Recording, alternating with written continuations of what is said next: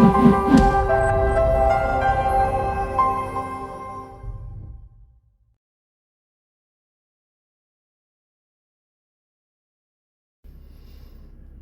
this is Alex Yoder with Pro Tip Tuesday, my favorite day of the week.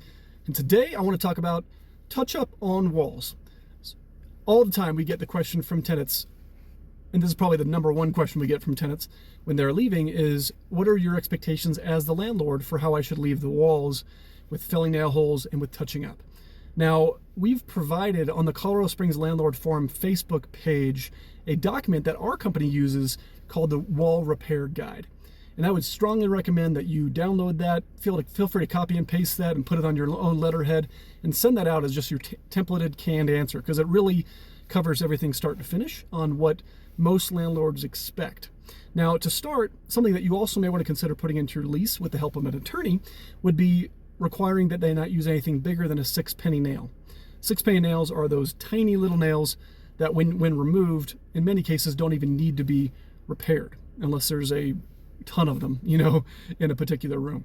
But the objective is to avoid any nail hole filling and touch up completely, because it can be very difficult to get it right.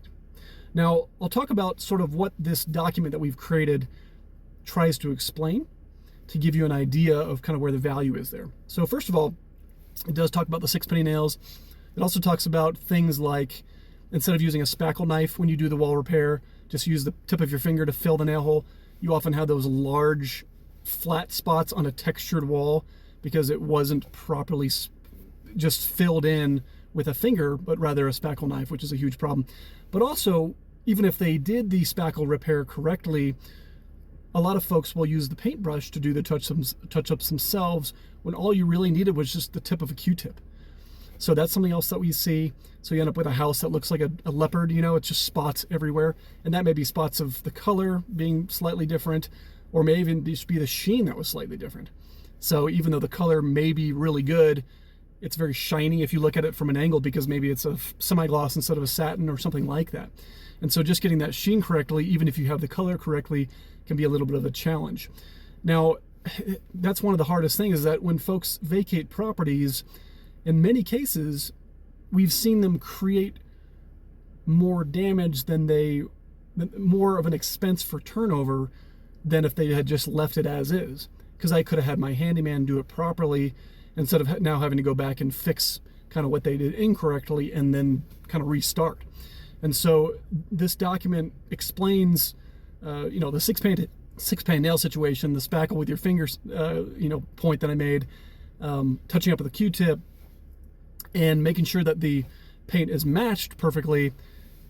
Also, it talks about basically saying that sometimes touch-up and trying to get the perfect color is a waste of time and effort, because it's so difficult to get it perfect. Paint fades over time. Even if you had the paint sitting in a nice warm location in the basement instead of freezing over and over in the garage, the paint on the walls changes and fades over time. So trying to get that perfect is difficult. So this document talks about you may have to paint full select walls.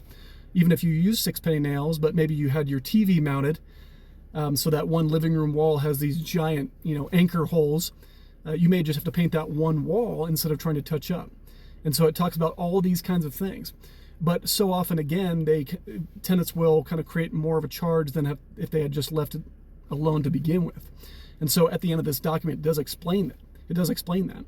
If you as a tenant are not kind of following all these rules and painting entire walls as needed, you may be better off simply leaving it as is for the landlord to assess and to have their handyman resolve. So I hope that this guide that we've provided is helpful for you. It's been great for us. And of course, we love being consistent, providing consistent service and consistent communication with our tenants, so that everyone is getting the same templated answer to those kinds of questions that we get all the time. So feel free to use that again. Steal it, copy and paste it, put it on your letterhead, do whatever you need to do to kind of run with that, and hopefully it is a valuable tool for you. And we'll continue to try to post more tools like that, more documents like that you can use as landlords, property managers, and provide as much value as we can for you. So that's all really for today. Alex Yoder, Dorman Real Estate Management Pro Tip Tuesday. That is all about wall repair we will have, and we'll see you next week.